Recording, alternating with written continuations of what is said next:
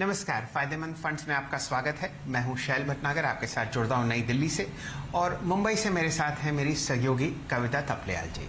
हम लोग आपको हर हफ्ते फायदेमंद फंड्स में एक बहुत ही बेहतरीन निवेश का जरिया बताते हैं म्यूचुअल फंड्स की दुनिया में, और हम लोग आज चर्चा करेंगे यूटीआई फ्लेक्सी कैप फंड की। इस फंड के फंड मैनेजर श्री अजय त्यागी साहब हमारे साथ जुड़ेंगे। त्यागी साहब यूटीआई एएमसी के एग्जीक्यूटिव वाइस प्रेसिडेंट भी हैं और इस यूटीआई फ्लेक्सी कैप फंड को बहुत ही लंबे अरसे से मैनेज करते हुए दिख रहे हैं।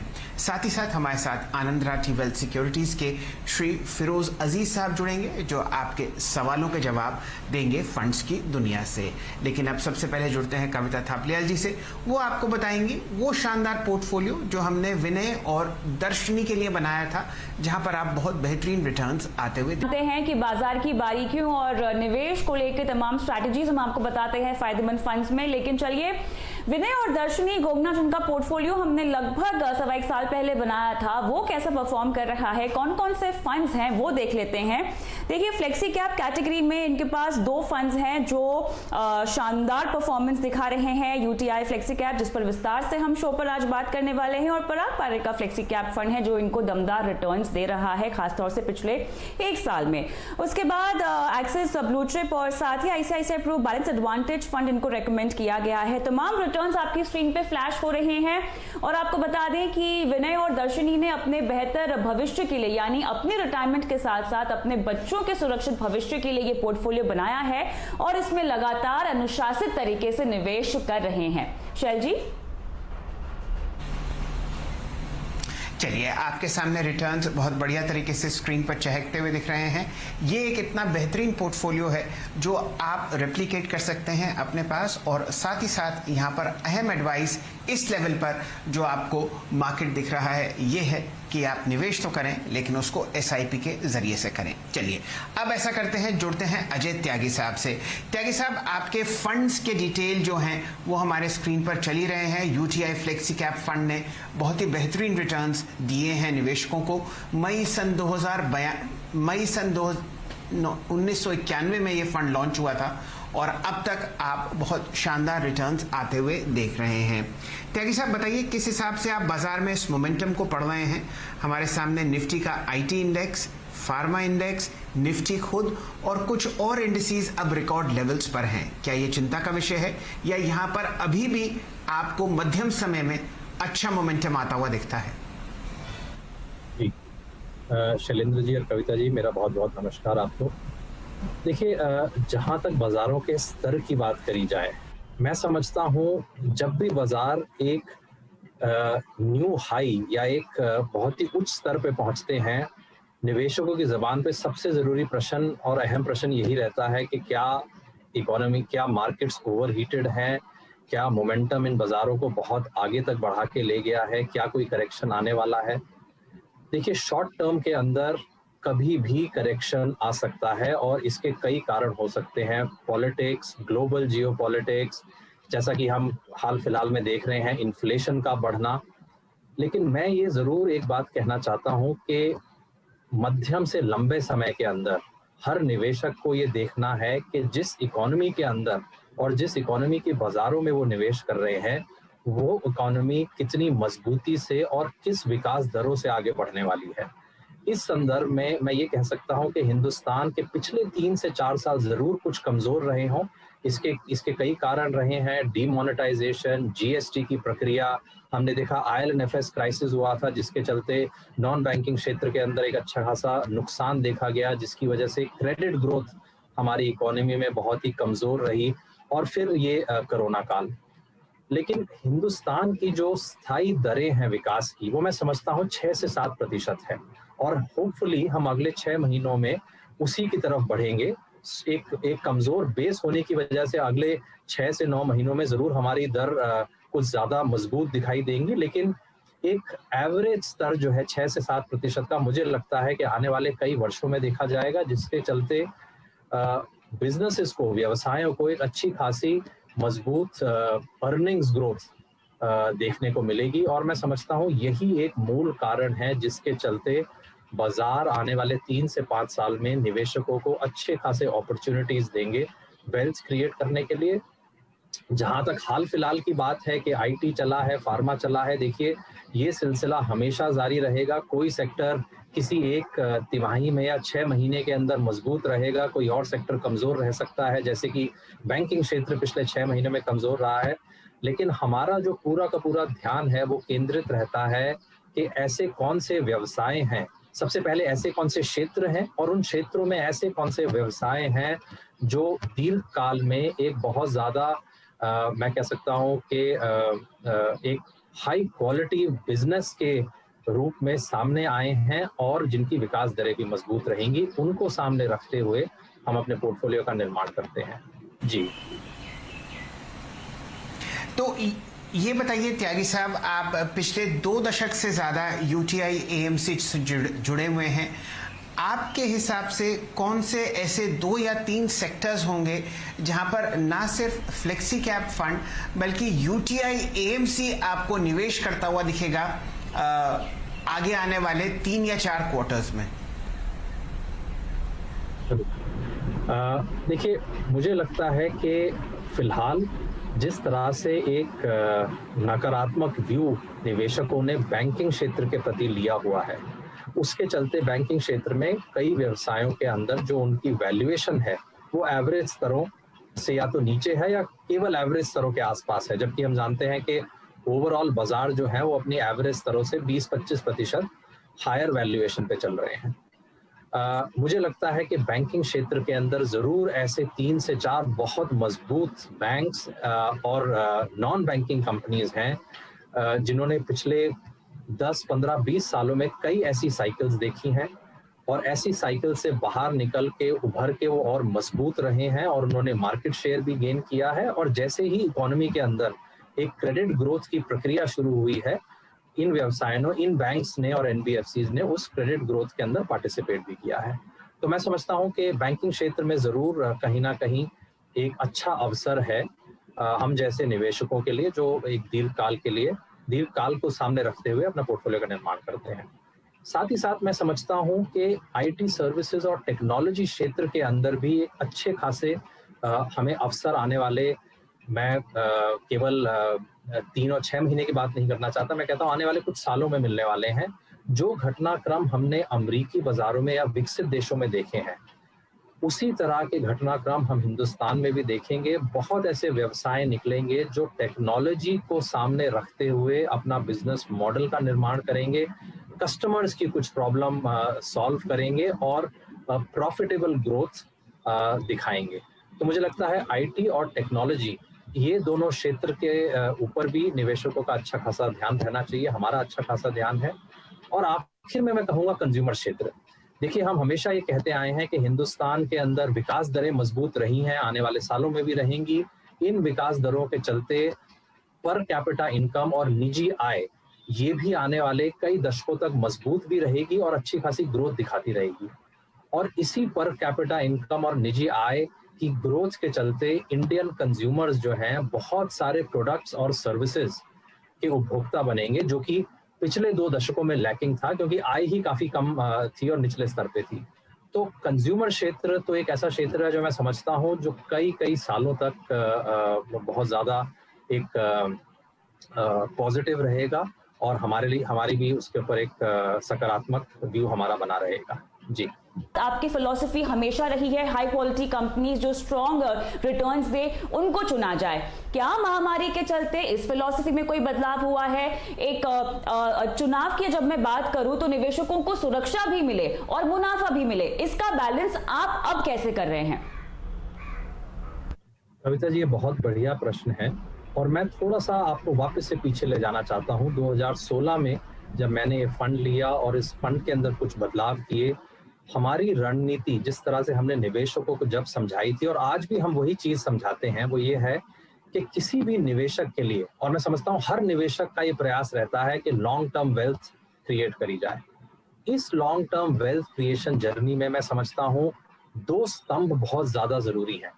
कम से कम मैं कह सकता हूँ यूटीआई फ्लेक्सी कैप की जो रणनीति है वो इन 2 स्तंभों पे टिकी हुई है और हमारे लिए बहुत कामगार साबित हुई है पिछले 5 सालों में। मैं समझता हूं कि अगले 5-10 सालों में भी कामगार साबित होगी। सबसे पहला, जैसे आपने कहा, व्यवसाय में गुणवत्ता और क्वालिटी का होना बहुत ज्यादा जरूरी है। आप जब स्मरण करते हैं पिछले 5, 10, 15 सालों में कौन से ऐसे व्यवसाय रहे हैं जिन्होंने निवेशकों के लिए बहुत बेहतरीन शानदार वेल्थ क्रिएट किया है, एक ही चीज मूल रूप से सामने निकल के आती है, वो ये है उन व्यवसायों में क्वालिटी और गुणवत्ता रही है, उनकी बैलेंस शीट बहुत मजबूत रही है, उन व्यवसायों पे कर्जे का या डेट का भार कभी नहीं रहा है और वो बहुत अधिक तरीके से कैश फ्लो जनरेट करते आए हैं। तो ये हमारे लिए भगवत गीता का एक ऐसा पाठ है जिसको हम हमेशा अपने सामने रखना चाहते हैं, बिल्कुल भटकना नहीं चाहते हैं।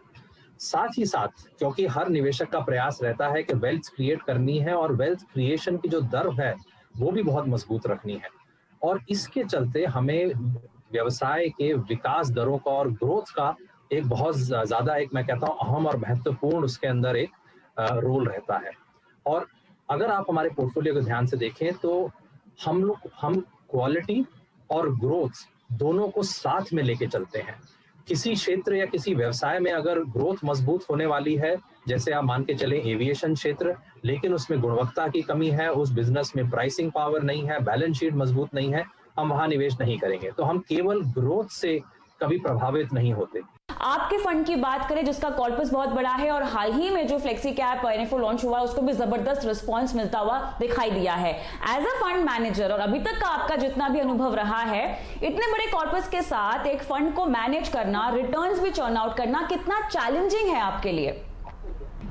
जी देखिए, आपने अपने प्रश्न में आखिर में आके एक शब्द यूज किया, चर्न करना, और मैं समझता हूं इस प्रश्न का जो उत्तर है वो इसी लफ्ज से जुड़ा हुआ है, वो है चर्न। देखिए, बहुत निवेशक ऐसे होते हैं जिनकी रणनीति होती है कि बाजारों के अंदर कुछ एक रुख चल रहा है, किसी एक पर्टिकुलर क्षेत्र में तेजी है, उस पर्टिकुलर क्षेत्र को पकड़ के रहना और कुछ समय बाद उससे निकल के, यानी कि उसको चर्न करके और किसी और क्षेत्र में जाना जहां पे अगले 6 महीनों में तेजी दिखाई देती हो। अगर यही सिलसिला आपका जारी रहा और अगर आपकी रणनीति इसी तरह के एक मैं कहता हूं चर्न इन और चर्न आउट के ऊपर आधारित है, तो जरूर बढ़ते हुए साइज को लेके आपको कहीं ना कहीं जरूर दिक्कतें आएंगी। लेकिन अगर आपकी रणनीति ऐसी है कि आपको बाजार में क्या रुख है उससे कुछ ज्यादा लेना देना नहीं है, बल्कि कौन से व्यवसायों के अंदर अगले 3 से 5 साल मजबूत प्रॉफिटेबल ग्रोथ की उम्मीद करी जा सकती है, उसके ऊपर आपका ज्यादा तवज्जो है और उसके चलते आप निवेश कर रहे हैं, तो मैं समझता हूं आपको चर्निंग की ज्यादा जरूरत ही नहीं पड़ेगी। और जिस तरीके से आपका फंड का साइज भी बढ़ता रहेगा, आप उसी बढ़ते हुए साइज के साथ साथ निवेश भी कर पाएंगे। और मैं ये मानता हूं कि यूटीआई फ्लेक्सी कैप जो इस वक्त 20,000 करोड़ का कॉर्पस रखता है, हमारे लिए ये चीज बहुत ज्यादा कामगार साबित हुई है। ये फंड 7,000 से 20,000 करोड़ बना है पिछले 4-5 सालों में। हमें कभी भी ऐसी दिक्कतें नहीं आई कि बढ़ते साइज को लेके हम अपने पोर्टफोलियो की रणनीति बखूबी नहीं खेल पा रहे हैं, क्योंकि हमारी रणनीति का मूल रूप से एक यही उद्देश्य है कि व्यवसायों पे ध्यान दीजिए, बढ़ते घटते मार्केट और शेयर प्राइस पे ध्यान मत दीजिए, व्यवसाय को पकड़ के रखिए, उनके ऊपर समझ बना के रखिए। त्यागी साहब, अगर आप अपने फंड का लॉन्ग टर्म रिटर्न देखें तो 10 साल में आपने ना सिर्फ अपने फ्लेक्सी कैप इंडेक्स को बीट किया है, बल्कि जहां तक सवाल है सेक्टोरल रिप्रेजेंटेशन का, आपने फ्लेक्सी कैप सेक्टर में बहुत ही बढ़िया लेवल पर आप खड़े हुए हैं। 25 फंड हैं और उनमें से आप चौथे रैंक पर हैं। हम लोगों ने अजय जी देखा है कि बहुत ज़बरदस्त मोमेंटम और प्राइस एक्शन मेटल काउंटर्स में वापस आया है पिछले साल भर से। क्या ये रैली आपको चलती हुई दिखती है, या यहाँ पर जो एक ग्लोबल आप तड़का लगते हुए देख रहे हैं तेजी का, वो ठीक है?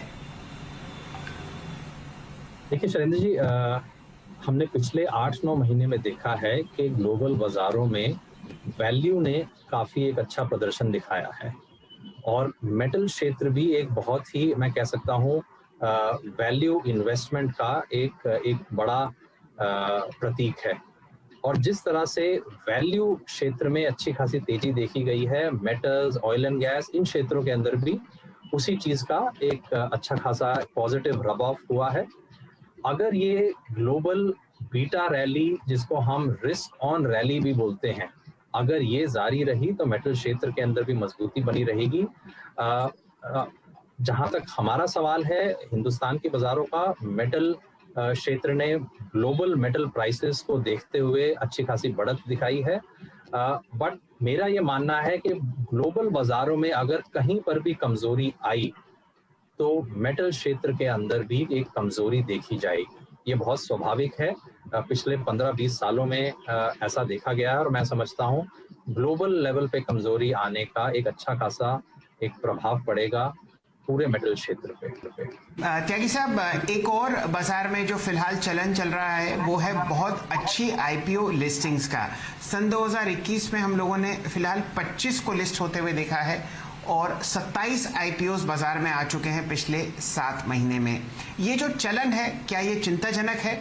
अक्सर सन 2000 में और सन 2008 में जो बिकवाली सेकेंडरी मार्केट्स में आई थी उससे पहले बहुत जबरदस्त आईपीओस आए थे। क्या ये परेशानी है? जी, ये अच्छा सवाल है शैलेंद्र जी, और मैं बिल्कुल आपसे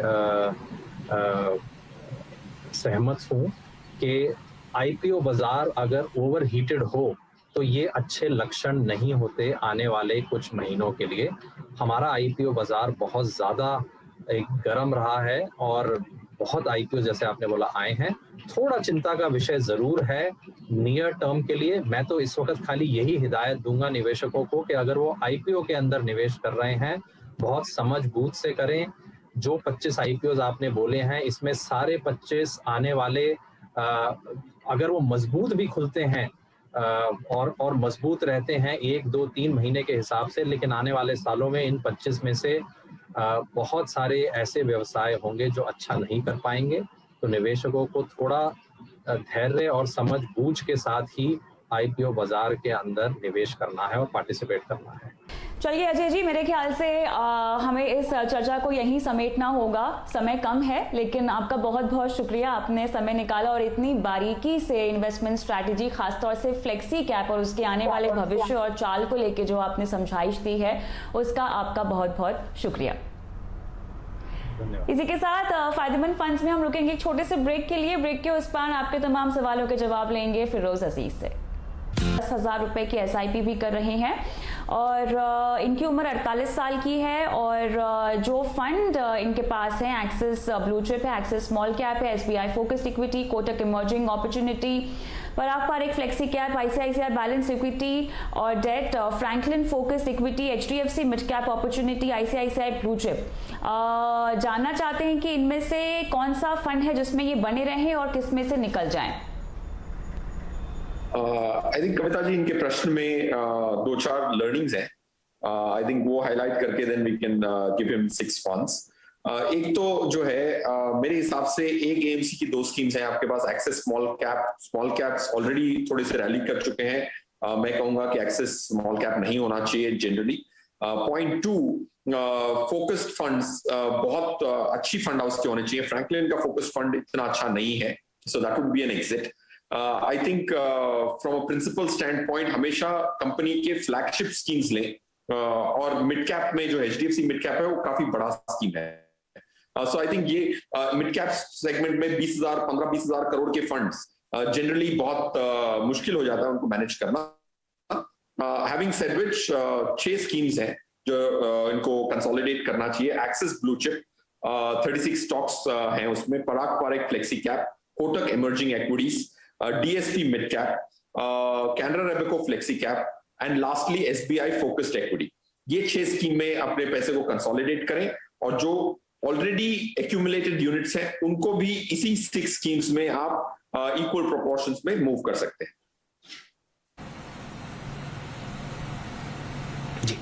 अजीज साहब नमस्कार, मैं शैलेंद्र बोल रहा हूं और आपको बाजार की इस शानदार तेजी के लिए बहुत बहुत शुभकामनाएं। बहुत मेहनत करी पूरी की पूरी ब्रोकिंग इंडस्ट्री ने बाजार को यहां तक लाने में, एक से एक बढ़िया एडवाइस आती हुई दिख रही है और मैं उम्मीद करता हूं कि यहां से भी शानदार मोमेंटम हमें दिखेगा। अजीज साहब, हमारा दूसरा सवाल श्रीकांत कुमार साहब का है। भारतीय आर्मी में आप काम करते हैं और चिंतित हैं अपने रिटायरमेंट को लेके। 10,000 रुपए का SIP शुरू करना चाहते हैं और फिलहाल 1 दशक है इनको रिटायर होने में। बताइए कौन से ऐसे फंड्स जो आप सजेस्ट करेंगे निवेश करने के लिए? आई थिंक शैल जी नमस्कार। अगर फौज से हैं तो डेफिनेटली एक 10 ईयर के बाद रिटायरमेंट प्लान करें तो इट्स हमारा सौभाग्य कि इनको हम एडवाइस कर पा रहे हैं। तो आई थिंक 4 स्कीम्स में अगर ये अपना पैसा डिवाइड करेंगे, Mirae asset large cap, Canara Robeco flexi cap, Kotak emerging equities and SBI focused equity, ये चारों स्कीम्स डिफरेंट कैटेगरी से हैं और पहली 3 स्कीम्स जो है वो काफी डिवर्सिफाइड है, 60 प्लस स्टॉक्स हैं। जो लास्ट स्कीम मैंने बताई एसबीआई फोकस्ड इक्विटी, उसमें सिर्फ 26 स्टॉक हैं करंटली। तो एक diversified fully diversified portfolio of 3 funds, एक फोकस्ड कैटेगरी का 26 फंड का पोर्टफोलियो। आई थिंक इन सब फंड्स को मिला के इनके पास almost unique stocks 142 unique stocks हो जाएंगे ये 4 स्कीम खरीदते ही। आई थिंक ये 10 साल के प्लान के हिसाब से काफी रोबस्ट पोर्टफोलियो बनेगा। जाहिर सी बात है कि मैंने पूरे इक्विटी स्कीम्स दिए हैं, बट 10 साल का टाइम फ्रेम है और ब्याज दरें जो हैं आज 5-5.5%, मेरे हिसाब से 10 साल में equity will deliver twice more than the debt return if not more. तो इसीलिए पूरे चारों स्कीम्स इक्विटी की होंगी शायद। चलिए फिरोज, बहुत बहुत शुक्रिया समय निकाल के तमाम सवालों के जवाब देने का। और इसी के साथ फायदेमंद फंड्स में मुझे और शैल जी को भी इजाज़त दें, लेकिन इस वादे के साथ कि लगातार हर हफ्ते आपसे मुलाकात होती रहेगी और आप हमसे न सिर्फ निवेश की बारीकियां समझेंगे बल्कि उनका अमल भी करेंगे अपने फाइनेंशियल पोर्टफोलियो में। नमस्कार।